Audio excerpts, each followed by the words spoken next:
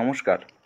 SSC MTS এর ক্ষেত্রে কিভাবে স্টেট প্রেফারেন্স করব, মোস্ট ইম্পর্টেন্ট ভিডিও। কারো অনেক সময় দেখা গেছে অনেক প্রার্থী যারা এসএসসি এমটিএস এর ক্ষেত্রে ভালো নম্বর পাওয়া সত্ত্বেও, ঠিক আছে, অনেকটা দূরে, নিজের রাজ্য থেকে অনেকটা দূরে তারা জব করছে। তো কেন এরকম হচ্ছে, কিসের জন্য, এবং পরে তারা ভাবছে আজকে যদি আমরা এমটিএস এর যে স্টেট প্রেফারেন্সটা একটু ভালো করে দেখে শুনে দিতাম, তাহলে আজকে আমি নিজের রাজ্য বা আমার রাজ্যের যে নিকটবর্তী রাজ্যগুলো আছে সেখানে আমি জবটা করতে পারতাম। ঠিক আছে, তো একটা ভুল কিন্তু অনেকটা পিছিয়ে দেয়। তো ইন ডিটেলসে তোমাদের এখানে বলবো যে এসএসসি এমটিসির ক্ষেত্রে কীভাবে স্টেট প্রিফারেন্স করবে, যেটা অফিসিয়ালভাবে কিন্তু নোটিফিকেশনে উল্লেখিত রয়েছে। ঠিক আছে, চলো ভিডিওটি কন্টিনিউ করো। তো দেখো, এখানে যদি আমরা আসি তো এখানে নোটিফিকেশনে যেটা উল্লেখিত রয়েছে ভালো করে দেখতে পাচ্ছ, স্টেট ইউটি অ্যান্ড সিসিএ। তো এখানে কোড নাম্বার দেওয়া আছে, যেমন ফর এক্সাম্পল এখানে স্টেট 11 নম্বর হাবলদার সিজিএসটি চণ্ডীগড়ের কোড নাম্বার দেওয়া হচ্ছে 11, ঠিক আছে। এমটিএস চণ্ডীগড়ের কোড নাম্বার হচ্ছে 12। তেমনভাবে এখানে এমটিএস ওয়েস্ট বেঙ্গলের ক্ষেত্রে কোড নাম্বার দেখতে পাচ্ছ 34। তো এভাবে প্রত্যেকটা স্টেটের, প্রত্যেকটা ইউটি বা প্রত্যেকটা সিসি এর কিন্তু কোড নাম্বার দেওয়া আছে। এরপর যে প্রেফারেন্স অফ স্টেট, যেটা এখানে তোমাকে বাক্সে ফিলিং করতে হবে, এখানে যেটা বলেছে সেটা হচ্ছে filling of all boxes is mandatory. প্রত্যেকটা বাক্সকে ফিল করা কিন্তু বাধ্যতামূলক। হাউএভার, যাই হোক, if you want to give limited preference then enter X in remaining boxes. যদি তুমি মনে করো যে কিছু লিমিটেড প্রেফারেন্স দিবে, তাহলে বাকি বক্সগুলো তোমাকে এই ক্রস চিহ্ন দ্বারা পূরণ করতে হবে। ফর এক্সাম্পল এখানে 11 দিয়েছে, এটা হচ্ছে পোস্ট কোড নাম্বার, কোথাকার, হাবলদার সিএস চণ্ডীগড়, এবং বাকিগুলোর ক্ষেত্রে সে সমস্ত ক্ষেত্রে সে ক্রস চিহ্ন দিয়েছে, শুধু তার পোস্ট প্রেফারেন্স ক্ষেত্রে একটি রয়েছে, হাবলদার সিজিএসটি চণ্ডীগড়। ঠিক আছে, এবার এইভাবে তোমাকে বাক্সটা ফিল করতে হবে। কিভাবে, অর্থাৎ তুমি যেটা বলবো, প্রথমত যখন এটা ফিল করতে যাবে তখন তোমাকে প্রথমে দেখতে হবে তোমার হোম স্টেট যেটা রয়েছে তার পোস্ট কোড রয়েছে কত রয়েছে, সেটা তার পার্শ্ববর্তী যে সমস্ত রাজ্যগুলি রয়েছে সেই সমস্ত রাজ্যগুলির পোস্ট কোড কিন্তু তুমি এখানে অবশ্যই দিবে। প্রত্যেকটা পোস্ট কোড দিতে পারো, এবং যদি মনে করো যে 8-9টা দেওয়ার পর স্টেট বা ইউটি বা সিসি এর পোস্ট কোড দেওয়ার পর যদি মনে করো আর দরকার নেই, তাহলে বাকি যে বক্সগুলো আছে সেগুলোকে তোমাকে ক্রস চিহ্ন দ্বারা এভাবে ফিলিং করতে হবে। ঠিক আছে, চলো এবার যদি একটু নিচের দিকে দেখে যাই, সেখানেও আমরা একটা গুরুত্বপূর্ণ আপডেট এখান থেকে জানতে পারবো। এই তো, সেটা হচ্ছে এটা।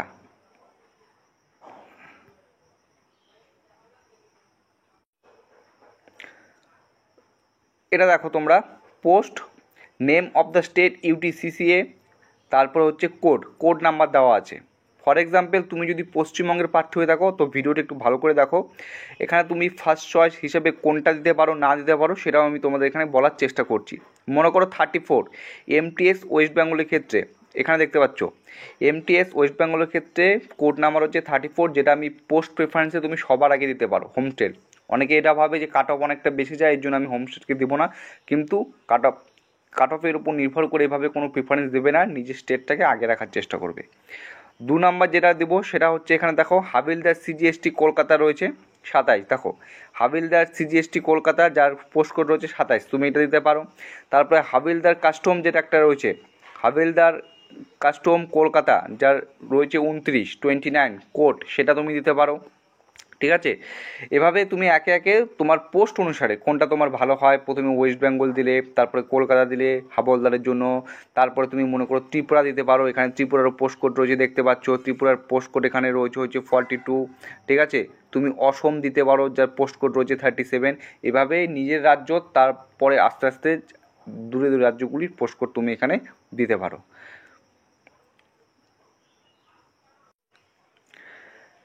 আর একটা জিনিস দেখে নাও, এমটিএস এর ওয়েস্ট বেঙ্গলে কত শূন্যপদ রয়েছে সেটা কিন্তু প্রকাশিত হয়নি, কিন্তু কলকাতা সিজিএসটির ক্ষেত্রে এবং কলকাতা কাস্টমের ক্ষেত্রে, হাবিলদারের ক্ষেত্রে কত শূন্যপদ প্রকাশিত হয়েছে সেটা কিন্তু নোটিফিকেশনে প্রকাশিত করেছে। তো এখানে আসার পর তুমি যদি একটু ভালো করে লক্ষ্য করো, এখানে ভালো করে লক্ষ্য করতে দেখতে পাবে সিজিএসটি 52 নম্বর দেখতে পাচ্ছ কলকাতা, যেখানে টোটাল শূন্যপদ রয়েছে 353টা, ভালো সংখ্যক শূন্যপদ রয়েছে।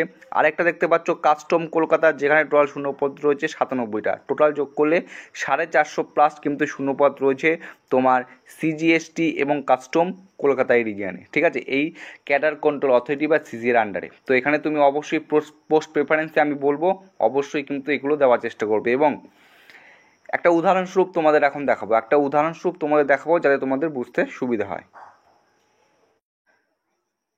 তো দেখো, একটা উদাহরণস্বরূপ তোমাদের বুঝাচ্ছি এমটিএস স্টেট প্রেফারেন্স কিভাবে করবে। ফর এক্সাম্পল, মনে করো কোনো একজন প্রার্থী নাম হচ্ছে অর্জুন বসাক, তার হোম স্টেট হচ্ছে ওয়েস্ট বেঙ্গল এবং এসএসসি এমটিএস এ তার ফাইনাল মার্কস এসেছে 106। তো সে মনে করো স্টেট প্রেফারেন্সটা এভাবে করছে যে প্রথমে 1 নম্বরে প্রথমের দিকে সে এমটিএস ওয়েস্ট বেঙ্গল দিয়েছে, মানে কোড দিয়েছে, কোড দিতে হয় বক্সের মধ্যে। তারপর হাবলদার সিজিএসটি কলকাতা রয়েছে, তারপর হাবলদার কাস্টম কলকাতা, তারপর হাবলদার সিজিএসটি গুয়াহাটি। এবার করতে করতে 5, 6, 7, 8, 9, 10, 11, 12, 13, 14, 15 অব্দি অন্যান্য স্টেটের নাম দিয়েছে। তারপরে 16 নম্বরে এমটিএস ত্রিপুরা এবং এমটিএস আসামের নাম দিয়েছে 17। তারপরের থেকে ঠিক আছে, সে কোনো আর পোস্ট প্রেফারেন্স দেয়নি। বাকি যে রিমেইনিং যে বক্সগুলো আছে সেখানে সে ক্রস মার্ক করে দিয়েছে, এবং বক্সের মধ্যে কিন্তু কোড নম্বর দিতে হয়, ঠিক আছে, যেটা একটু আগে বললাম।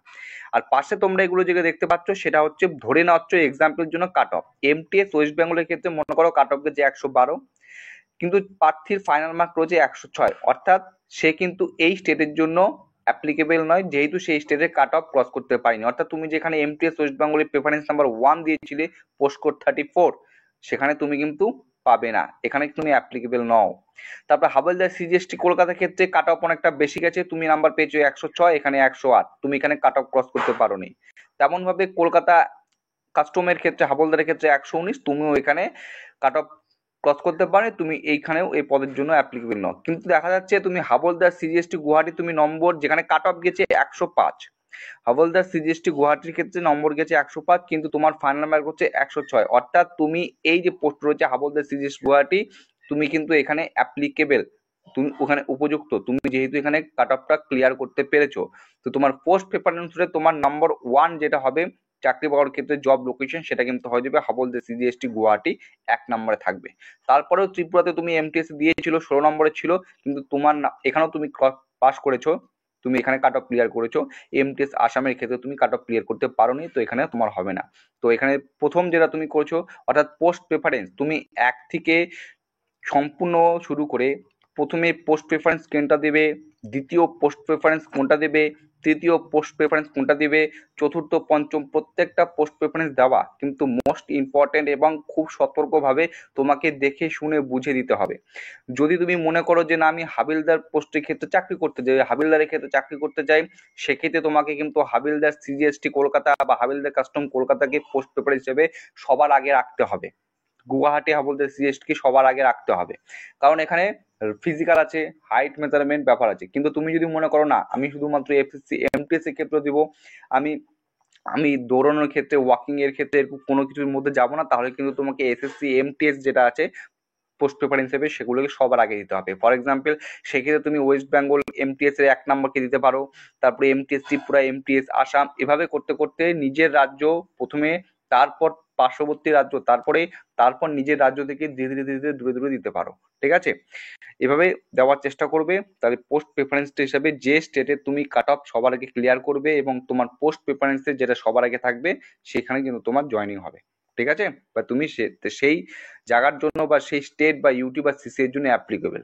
চলো, এরপরে আর একটা জিনিস যেটা মোস্ট ইম্পর্টেন্ট, যেটা কিন্তু রয়েছে যে নোটিফিকেশনে অনেকে জিজ্ঞেস করে, দেখো, preference of post cum state UTCCA exercised by the candidate in the online application form will be treated as final, and no change in the preference of post cum state UTCCA will be allowed later under any circumstances.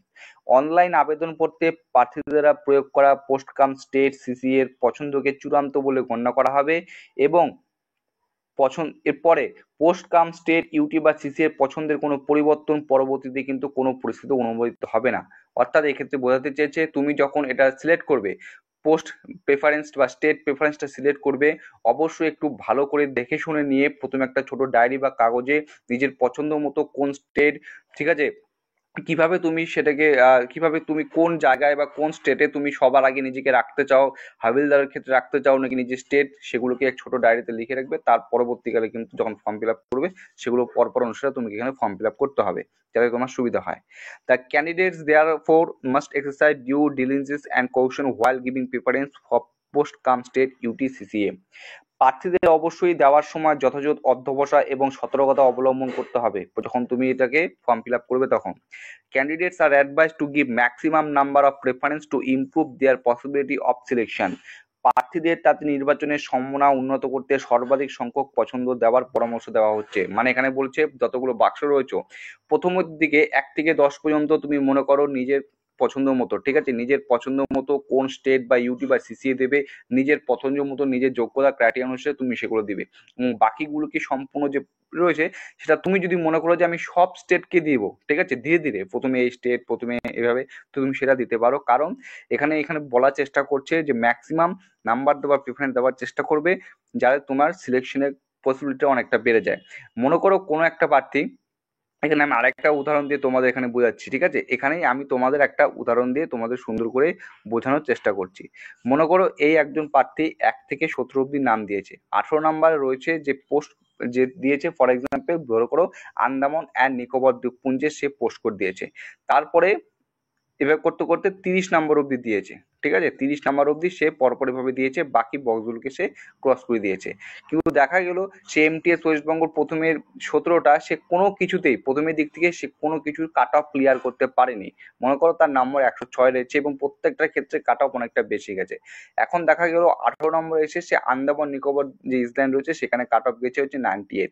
তাহলে কিন্তু সে এইখানে এই জায়গায় যে রয়েছে, ঠিক আছে, এই স্টেটের জন্য কিন্তু অ্যাপ্লিকেবল, ঠিক আছে। এর জন্য সেখানে বলা হচ্ছে ম্যাক্সিমাম পোস্ট তুমি ম্যাক্সিমাম নাম্বার অফ প্রেফারেন্স দেওয়ার চেষ্টা করবে, যে হতে পারে নিজের রাজ্য বা পার্শ্ববর্তী রাজ্য না হলেও ভারতের যে কোনো রাজ্যে স্টেট বা ইউটি যে সিসির আন্ডারে তোমার এই জবটা হতে পারে, ঠিক আছে। এই জন্য ম্যাক্সিমাম নাম্বার অফ প্রেফারেন্সের কথা কিন্তু বলেছে। তো কিসের জন্য? To improve there possibility of selection, তোমার নির্বাচনের সম্ভাবনাকে আরো উন্নত করতে, ইমপ্রুভ করতে। তো এই হচ্ছে in details MTS test preference কিভাবে করবে, এটা নিয়ে একটা ছোট্ট ভিডিও তোমাদের করিয়ে দিলাম। এখনো যদি কোথাও কোনো কিছু কারণে বুঝতে অসুবিধা হয় কমেন্ট বক্সে কমেন্ট করে জানার চেষ্টা করবো। যেহেতু 27 তারিখ থেকে অ্যাপ্লাই শুরু হয়েছে, হাতে অনেকটা দিন রয়েছে, তো প্রত্যেককে বলবো স্টেট প্রেফারেন্সটা নিজে ভালো করে বুঝে শুনে প্রথমে তৈরি করো, তারপর নিজের মোবাইল যদি এটাকে ফর্ম ফিল আপ করতে চাও তো করবে, দোকানে গিয়ে ফর্ম ফিল আপ করতে চাইলে সেই লিস্টটা তৈরি করে সেভাবে সিরিয়াল অনুসারে কোডগুলো লিখবে, ঠিক আছে। চলো ভিডিওটি এখানে শেষ করছি। জয় হিন্দ।